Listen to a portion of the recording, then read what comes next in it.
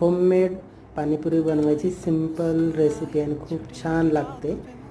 तर आपण आज बनवणार आहे पाणीपुरी. तर पाणीपुरी रेडीमेड आणायची, त्यामध्ये थोडासा कांदा टाकायचा, कापून घ्यायचा, थोडीशी कोथिंबीर, हे दोन्ही मिक्स करून घ्यायचं चांगलं.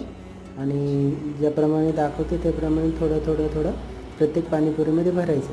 आणि त्या पुरीमध्ये भरलं की थोडंसं दही घ्यायचं आणि त्या दह्यामध्ये थोडंसं पाणी, थोडंसं साखर टाकून थोडंसं पातळ करायचं. आणि वरून त्या कांदा कोथिंबीरवरून थोडंसं दही टाकायचं, म्हणजे गोड आंबट टेस्ट लागेल. आणि सोबत शेव टाकायची वरून, किंवा अगोदर शेव टाकली तरी चालेल. तर अशा प्रकारे एकदम छान घरी बनवलेली आपण पाणीपुरी खाऊ शकतो. तर सर्वांनी बनवून बघा. Thank you for watching.